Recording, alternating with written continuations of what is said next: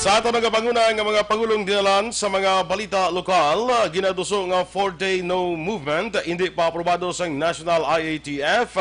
Mga probisyon naman sa Executive Order No. 55, iga-implementar sa gihapon. Syudad sang Bacolod, liwat nanguna sa may pinakamadamo ang kaso sa COVID-19 na record kahapon nga adlaw.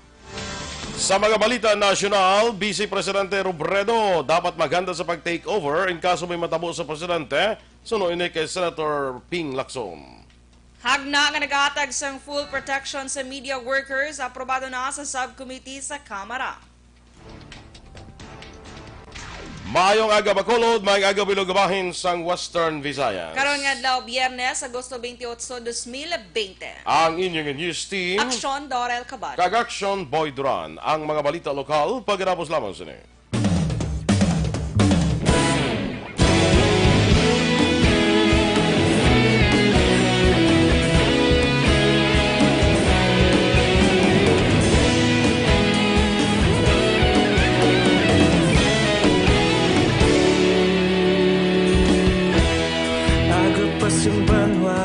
Mapugnaw nga hangin nagadapyan na ikaw nang ginapamati ang namon ginasandigan. Tingog sang probinsya kamatuuran ginapalap na minsay nga may dala paglaong kag kasanad. Tinuig na nagligan, ikaw gihapon ang ako nga istasyon sa pagbudlak sang adlaw sa pagtuhaw sang biton. Mga balita ang dala inspirasyon, Aksyon radyo, Bacolod man sa gihapon. Patayon Aksyon radyo, Bacolod saludo sa imo. Patayon Aksyon radyo. Ito nga mga ka-aksyon, kag-welcome diri sa Aksyon, Balitang Bayan, Numero 1. Standby, ako standby. Good morning kay Heaven. Good morning man kay Cory Vidaha dala sa Kuwait. Sa kay classmate ko Marilo Varera. Good morning, Mar. Kag kay Kapitan Leopoldo Duran Jr. Good morning. Sa kay Via Aguilar, good morning man sa imo inday. Kay Jose Harrison Lapinig Junio. Sa good morning kay Michael Joseph Hilado, Philip Isulat, kay Judenia Sarmiento Pueg. Good morning man sa imo, Jude. Jocelyn Kalamaan, Vanessa Mayo. Oy Van, good morning. Watching while at the gym with my hubby Doc Mayo. Ay, sige, regards kay Doc Mayo, ha? Correct. Malasang Mayo lang. Nga pag-gym. Pag-gym. Happy Friday, Bacolod, while Thursday pa lang diri sa Amon, sa Minnesota. Gano'n ito? Ha? Ano nga ni magambal? Minnesota. Daw, ay ka bukas sa baba. Wala. Una siya, sige. Correct. Purple Nation of Minnesota. Take good care, take good care. Take good care. Take care, guys. Wancho Onlayaw, Suzette Lomeda, morning man. Ronnie Villanova, good morning sa tanan nga taga Barangay 4. Pamangkot lang kuno si Michael Hilado kung for example may maintenance cabin nga baklon sa mga pharmacy, open sila kag pwede kabakal, pwede. Yes, pwede na basta lalong bulong, pwede. Kag mga pharmacy, okay, bukas man niya. No? Ronnie Joshua Pinorato Corvas, good morning sir boy, watching from Barangay Paloma, Valladolid. Gerald Guillermo, sa kay Jenny Bernabe, mayong agaman. Yes, good morning. Sa ako mang hoda sa Saudi, Marites Duran, kuan man halong, kagawad. Kagawad siya. Madlagan sa kagawad to sa Saudi. Agala. Ningkudlagan ka lang kapitan da, pero way kaday kontra sigurado. Kaya John Jason Javier, Action Boy, good morning. Regan Diaz, good morning, coffee. Kamu ko Action Boy. Sina? Si Regan. Regan or Regan? Regan ko ra. Aha. Kay Pinky Teruel, happy morning, Action Boy and Action Dorel, watching from Barangay Villamonte. Keep safe and God bless. Kay Fatima de la Peña ni Action Boy Goro, no? Watching live from Riyadh, Saudi Arabia. Kaya, ano naman, Vopsi? Bopsi, si Dorifa Martinez. Good morning, Action Radio from Semirara, Caluya, Antique. Sige. Kaya, okay na? Okay Jim na? Ceballos, good morning, Action Boy, Action Dorel. Greet nyo lang Ceballos family. Ano ni, Ibi Magalona. Dala sa may Ibi Magalona, guro ay. Halong gid ka mo, nga duwa. Okay. Thank you. Sige, thank you. See you later naman. Later naman iba na, ha? Standby sa mga balita lokal.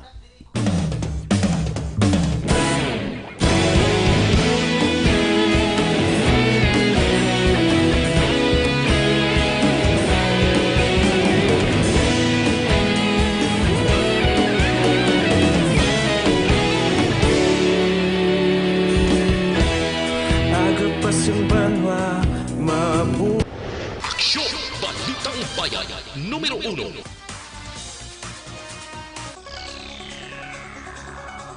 Action Radio Philippines Standard Time, las 6:08 sa detalye na sa aton mga balita lokal. Ginapahatagan sang katagan sang siyudad sa Bacolod ang pila ka mga misinterpretations angot sa pila ka mga circumstansya sa sining duha ka adlaw nga mass testing nga natala na sa Agosto 28 to 29. Ginpahayag nga sa piyak sa mga balita nga hindi pa aprobado sa National Interagency Task Force ang ining apat ka adlaw nga lockdown diri sa siyudad sa Bacolod nga probinsya sa Negros Occidental. Ginpahayag naman sa PIO office sa siyudad sa Bacolod nga ang provision sa Executive Order number 55 magapadayon gyapon nga iga-implementar. Ang ining Executive Order number 55 o kinatawag nga no movement, time out nga no movement diri sa siyudad sa Bacolod, patiguyunan pa ang assessment pagkatapos sining duha ka adlaw nga mass testing diri sa siyudad sa Bacolod. Sinabaluan, ang siyudad sa Bacolod magapadayon sa mass testing sa karon nga adlaw Agosto 28 tubtub buwas nga adlaw Agosto 29, samtang ang mga syudad naman sa Bago, Silay, Talisay kag Banwa sang Murcia magapatigan sang mass testing sa Agosto 30 kag 31. Ang 4-day no movement ay isa ini sa mga provision sa Executive Order number 5 kag nag-take effect na kahapon nga adlaw. Klaro ni Governor Bong Lacson nga wala sang total lockdown kadungan sa pagpatigayon sa massive testing sa probinsya sa Agosto 30 tubtob 31.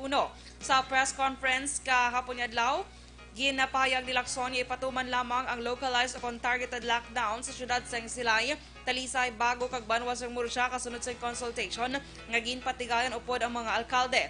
Ginpathag ni Lacson ang kada LGU sa mga magapapanaog sa ila guidelines sa pagpatuman sa localized lockdown. Suro kay Lacson, hindi cover sa lockdown ng iba niya LGU sa probinsya. Magapabilin nga unhampered ang delivery sa essential goods sa probinsya kag ang bulag sa authorized person outside residence. Ginpermahan na ni Lacson Executive Order number 20-42 nga nagadeklara sang time out weekend sa apat ka mga LGUs umpisa Agosto 30 tubtob 31. Upon consultation with these mayors, we have decided that we will not do a total lockdown. Lockdown shall only be limited to specific areas within the respective local government units and shall not include, as I said, national roads. Each LGU shall have the discretion to declare localized and targeted lockdown. Kabahin sa pahayag ni Governor Bong Lacson. Liwat nga nanguna ang siyudad sa Bacolod sa may pinakamadamo nga bago nga kaso sa COVID-19 nga na-record sa Western Visayas. Sa pinakauli nga case bulletin nga ipagawa sa DOH6, nagapakita nga may 156 ka bago nga COVID infection sa riyon. Ang Bacolod ang may pinakamadamo nga may 75. Ginasundan sa Negros Occidental nga may 34, probinsya sa Iloilo nga may 23, Iloilo City nga may 21, Guimaras isa kag Antique isa. Gin-report sa DOH nga may 169 kabago nga naka-recover sa riyon kag pinakamadamo ang na-record sa siyudad sa Iloilo nga may 127. Probinsya sa Iloilo nga may 23, Aklan nga may 7, Gimaras nga may 4, tagduwa sa Bacolod, Antique kag Capiz, kag isa sa Negros Occidental. Sunod sa DOH, may isa ka COVID-19 patient nga napatay sa siyudad sang Iloilo. Ang Region 6 ay may kabilugan karon nga 3,895 ka mga COVID-19 cases, 1,967 ang active cases, 1,872 ang naka-recover, kag 56 na ang napatay. Balik sa dala ng kapulisan sa siyudad sang Bacolod bangod sa one-time, big-time mass testing. Sunod kay Police Lieutenant Colonel Ariel Pico, Public Information Officer sa Bacolod City Police Office, 24 oras nga magapatuman ng kapulisan sa check-up operation. 8 ka outer border control ang ibutang sa mga boundary kag 27 ka inner border control sa city proper. Sunod kay Pico, himuon sa 3 ka shifting nga may 8 ka oras ang duty agon hindi makapoy ang kapulisan. Sunod kay Pico, ibutang sa adlaw ang may mga edad kag hypertension nga kapulisan. Panawagan ni Pico sa kapulisan mangin cautious sa sa mga riding in public o kung riding public, agud malikawan ang hindi pagkinintindihanay. Gin-remind ni Pico ang kapulisan nga maggamit sang alcohol ipatuman ng social distancing kag pagsuksok sang face mask kag face shield sa tion nga naga-duty. Okay na talaga ini-accelerate kag kami dira sa mga border control. We will be courteous kag maghatagit yun no sa mga circumstansya dira kusa nga hindi mapaiway maski wala pa mga quarantine pass, hindi sa may mga medical attention actually. Bahin sa payag ni BCPO spokesperson Police Lieutenant Colonel Ariel Pico.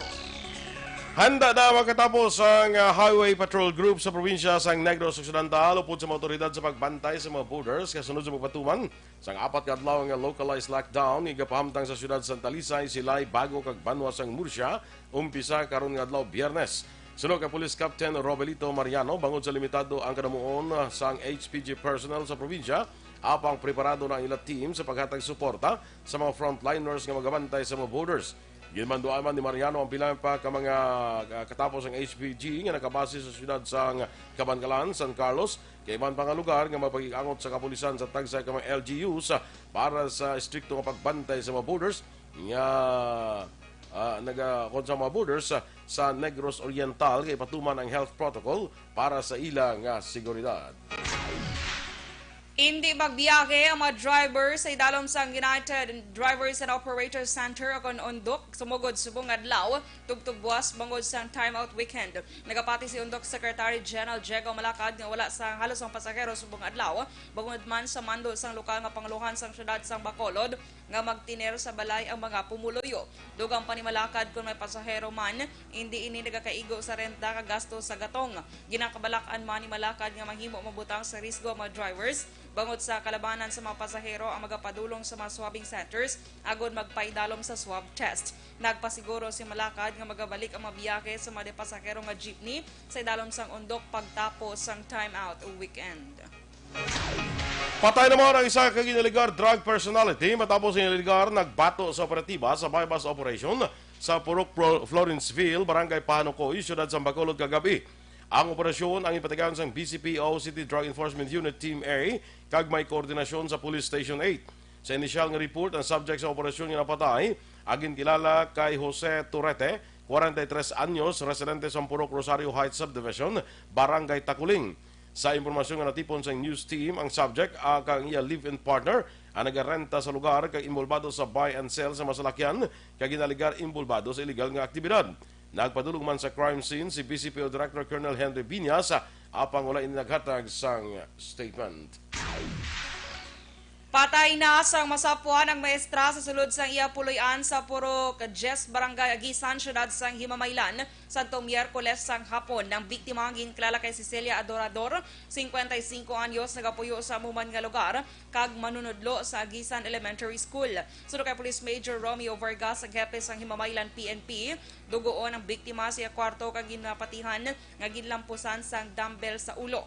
Dugang pa ni Vargas nag-agi sa bintana ang mga suspect pagi sa pag-utod sa plastic screen sa sliding glass. Natalupang danman sa otoridad ang nagkalawasag nga gamit sang biktima sa sulod sang iya puloy-an.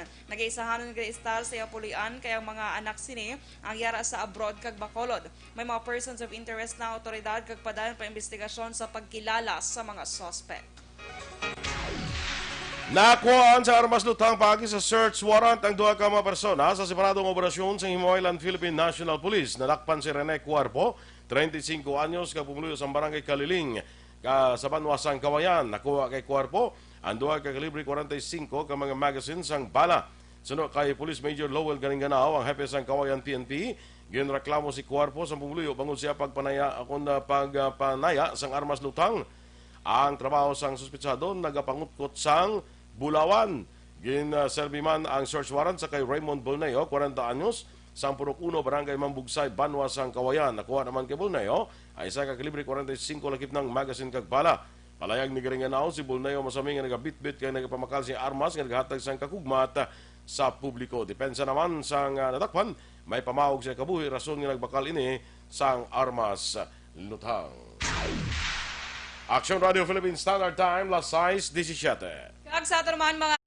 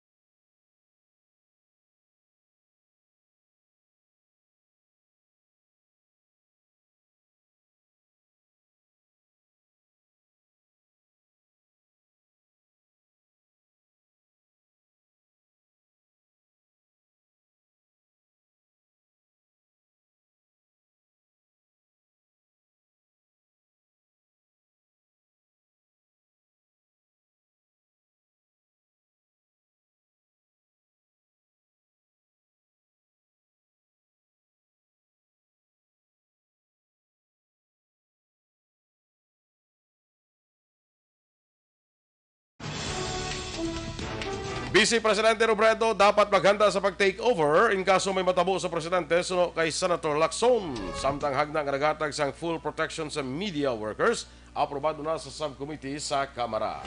Detalye sa mga balita nasyonal sa magbalik sang aksyon, Balitang Bayan, Numero 1. Life extension, violent.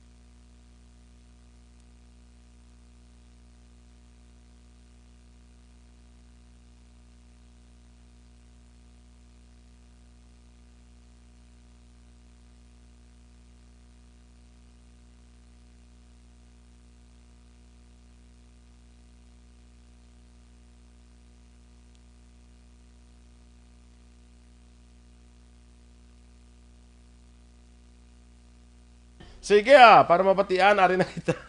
Good morning, liwat sa aton nga mga nagasunod dira sa Facebook, no? Sa kay Kagawad Peter Nobles, ang Barangay Panukoy. Good morning, Kagawad. Sa kay migo naton Ricky Malala, good morning man, sa office ni Congressman Greg Asataya.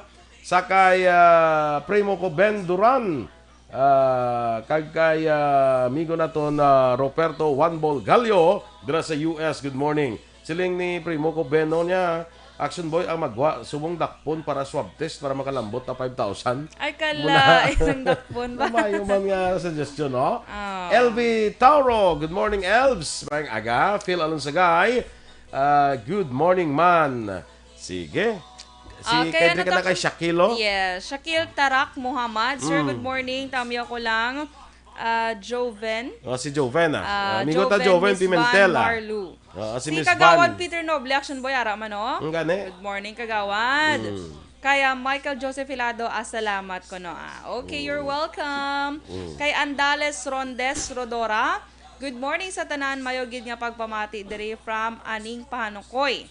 Keep Aning. safe, Aning Pahanukoy. Keep safe, everyone. Kay Melvin Mahinay, good morning, Action Boy, kag Action Dorel, kag sa family Mahinay, sa sitio Sibocao. Kaya Dorita Fidel, good morning from Cabakawan, Barangay Villamonte. Purok ni siya, Cabakawan, or sitio. Mo na, purok na siya. Okay, kaya Arlo Barbarano Malinaw, ask lang ko, ma'am sir, may galapta ba lang nga news nga kuno lockdown. Tapos may gahambal nga naman lockdown. Ha? Actually, ining lockdown iblang na sila yung Action Doors. Hindi Go, actually, Action Boy. hindi actually lockdown mo, kundi agin limit lang ang pagwa sa mga tao, Yes. no? So may mga pila ka mga limitation abe, no? It's not a total lockdown gid sa Kaya may biyahe man, Action Boy mo. Oo, kundi nga gin-limit lang pagwa sa tao. Now may ara nga report nga ang National IATF wala gin approve atong 4-day bala nga no movement bala nga pangabay. Pero dahil sa Bacolod, ang Executive Order number 55 iga implementar gyapon. Yes, Kundi may swab correct. testing kita August 28 to 29. After sina mahimo assessment ang Bacolod.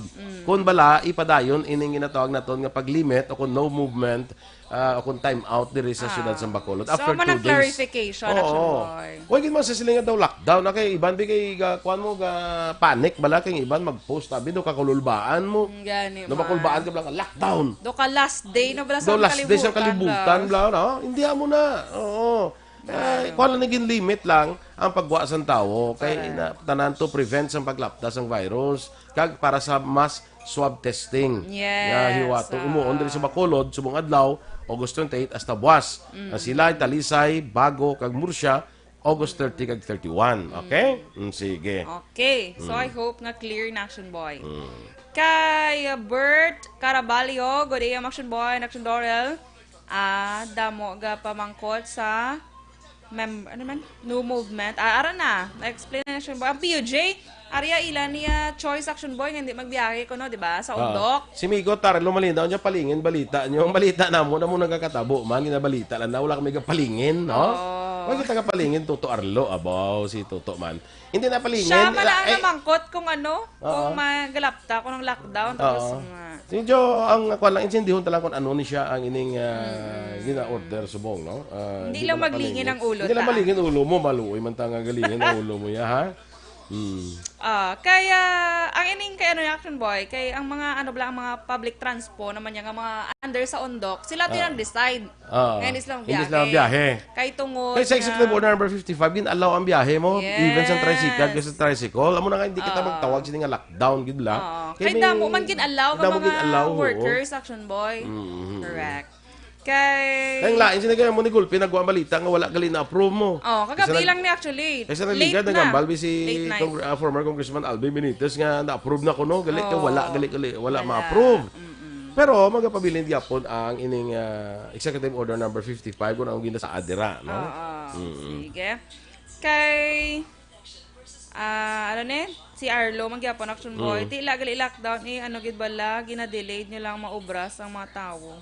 Daw, sige amo lang ni siguro kung magwa ka, tanawon mo sa Executive Order number 5 kung allowed ka. Kung magwa ka, kag hindi kaya allowed, mangkot ka lang sa border ay kung pwede ka dahil kagwa. Pabalikon ka man lang nila kung Oo. Hindi ka man na dahil dakpon, kid Action Boy, di ba? Kay Miriam Belieza Binoman, good morning. Action Sige. Boy and Action Dorel, happy birthday! Sa iya kinagot ko na Action Boy nga si Eunice, monitor sa Alangilan. Sige. Happy birthday, Eunice! Okay, happy birthday! Standby na sa mga balita national. Sa dinami-dami ng usapin ngayon tungkol sa COVID-19, nangingibabaw ang tanong tungkol sa expanded testing. Ano nga ba ang expanded testing? Bago natin sagutin ito, mahalaga munang malaman natin kung ano ang confirmatory test para sa sakit na COVID-19. Ang reverse transcription polymerase chain reaction o RT-PCR ay isang laboratory test na tumutukoy sa mismong virus sa loob ng tao. Ang RT-PCR ang siya lamang test na ginagamit upang makonfirm ang sakit na ito.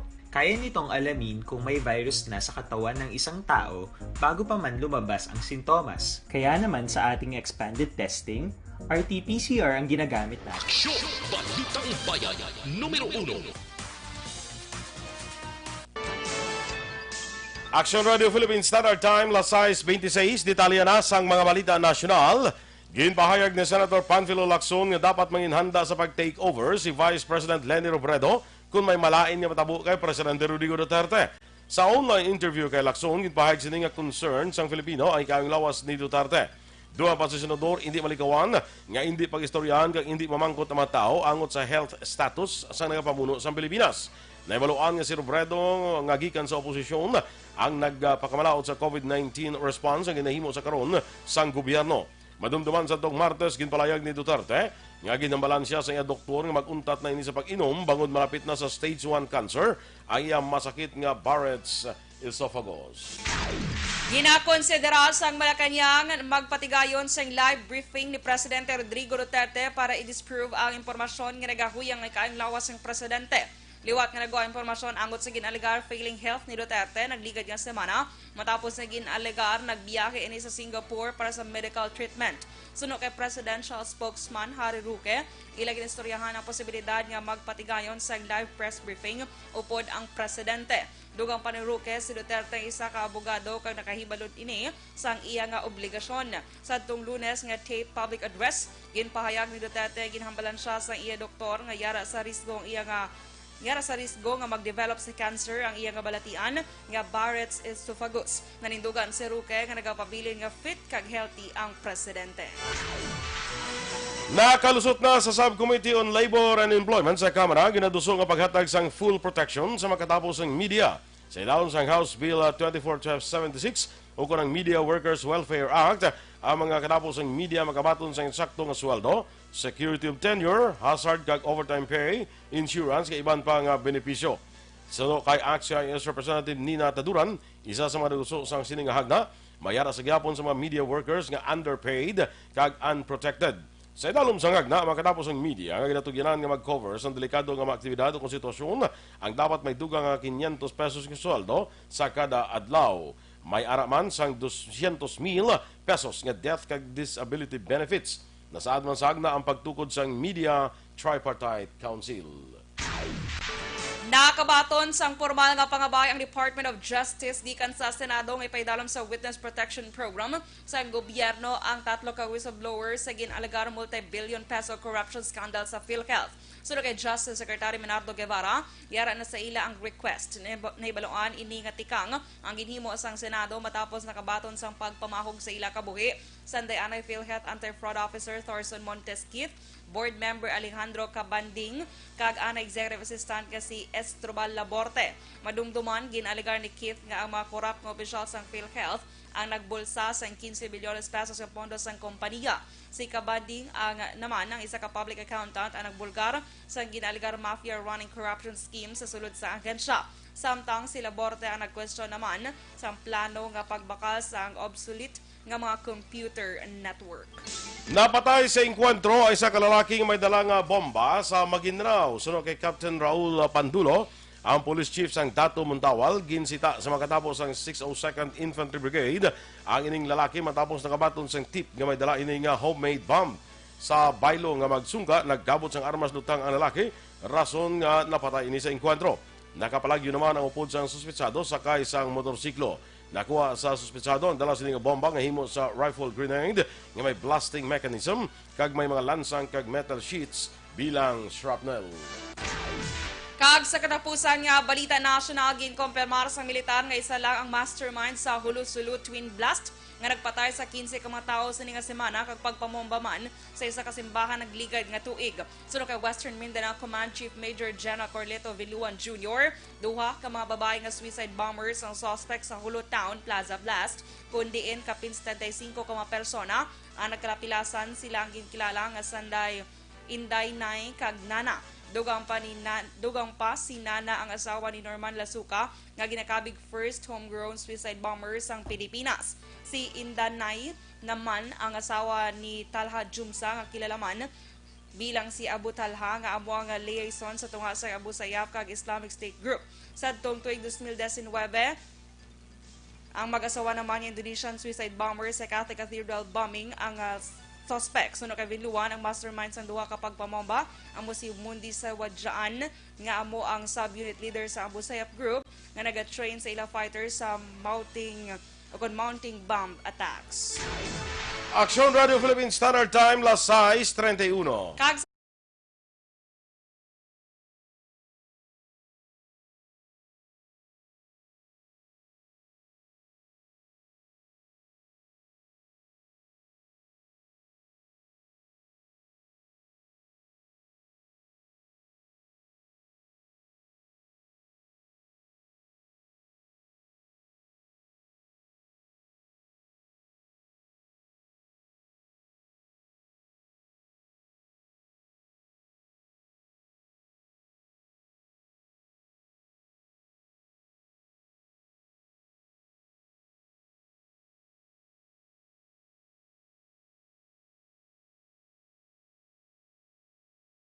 Yan aton mga balita diri sa Aksyon, Balitang Bayan Numero 1. Standby na sa Action Report, second portion. Upod ka Aksyon, Fred Salanga. Balikay kita sa Action Balita Morning Edition. Upod gapon sa inyo News Team. Aksyon, Dorel, Cabatu. Kag-Aksyon, Boy Duran. Una sa balita, una sa Aksyon. Sa Bacolod Aksyon Radio.